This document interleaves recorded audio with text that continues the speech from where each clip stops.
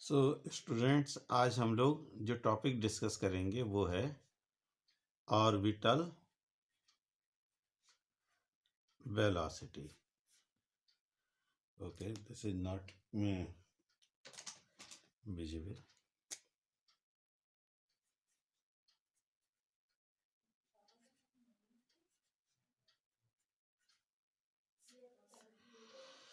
देखिए, orbital velocity को आप ऐसे करके समझिए.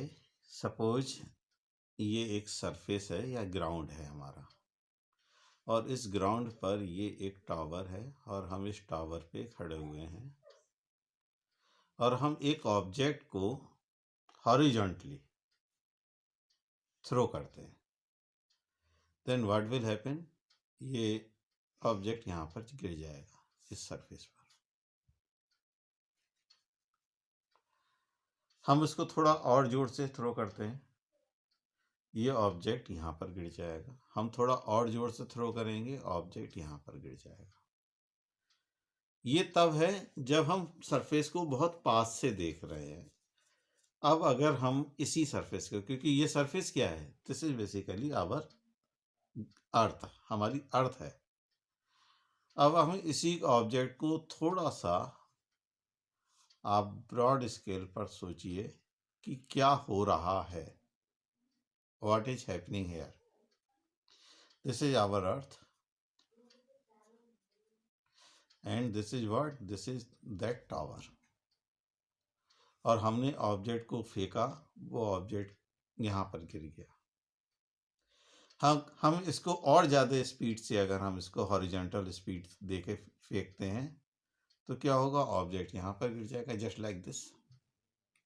अगर हम इसको और ज़्यादा स्पीड देते हैं तो ऑब्जेक्ट यहाँ पर गिर जाएगा. अगर हम इसको काफ़ी ज़्यादा स्पीड देते हैं तो व्हाट विल हैपन, ये ऐसे करके घूमता रहेगा. अब वापस इसी पॉइंट पर आ जाएगा. देखिए, इसी के जो हम स्टार्टिंग से हम जो बात कर रहे हैं उसी को हम आगे बढ़ाते हुए जब हम ये देख रहे हैं तो ये वापस इसी पॉइंट पर आ रहा है. तो ये क्या हुआ, दिस इज बेसिकली जो स्पीड हमने यहाँ पर इसको प्रोवाइड की, this is called orbital velocity, because by this speed the object is moving in a orbit around the earth. Earth के चारों तरफ एक ऑर्बिट में वो चक्कर लगा रहा है, चक्कर लगाने लगा. वो अर्थ की सरफेस पर लौट कर नहीं आया, बल्कि अर्थ के चारों तरफ वो एक ऑर्बिट में घूम रहा है. That's why this velocity is called orbital velocity. So in this situation the force, ठीक है, जो भी हमने उसको, जो भी ग्रेविटेशनल फोर्स है, that force is converted into centripetal force. ठीक है, gravitational force equal to centripetal force. ठीक है, जो फोर्स है, ठीक है. आप ग्रेविटेशनल फोर्स कितना होता है, ग्रेविटेशनल फोर्स होता है G(m)(m) अपॉन आर. देखिए, दिस आर इज व्हाट, ये आर जो यहाँ तक का रेडियस है इसको हम बोलेंगे आर. ये अर्थ का जो रेडियस है इसको हम बोलेंगे आर ई. तो G(m)(e) अपॉन आर. और सेंटीपीटल फोर्स क्या होता है, mv² अपॉन आर. देखिए, यहाँ पर जो b हम यूज करेंगे that is B0. B0 is orbital velocity. ठीक है. हाँ, gravitational force G(m)(m) upon r square. Basically this is r square and this is mv0² upon r. So from here, this is cancelled, this is cancelled. So V0² become G(m)(e) upon R.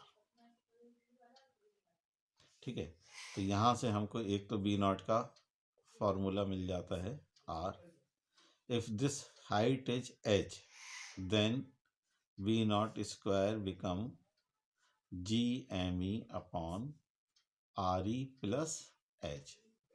Now at the earth surface पे क्या होगा, b naught square equal to GME upon RE।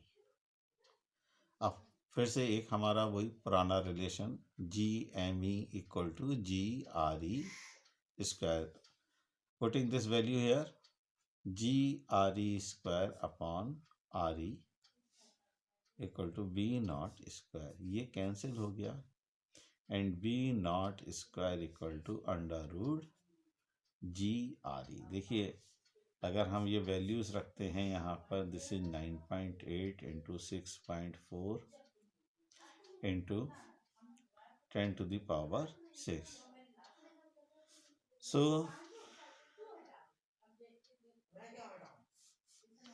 98 means 2 into 49 and this is 64 into 10 to the power 4 means 7 into 8 root 2 into 10 to the power 2.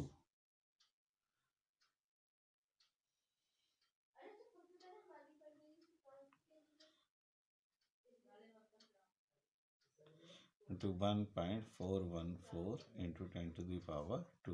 So its value is nearly 8 kilometer per hour or 7.9 kilometer per second, not per hour, nearly 8 kilometer per second.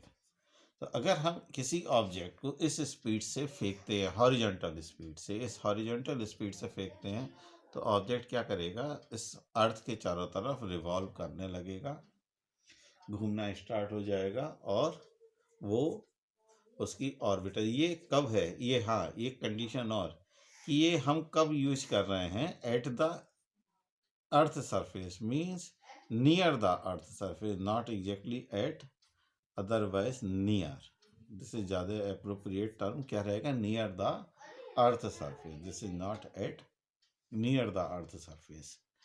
तो earth surface के पास क्या होगा, जो h की value है वो ख़त्म हो जाएगी और ये हमारी वैल्यू हमको मिल जाएगी। तो this is what, this is orbital velocity.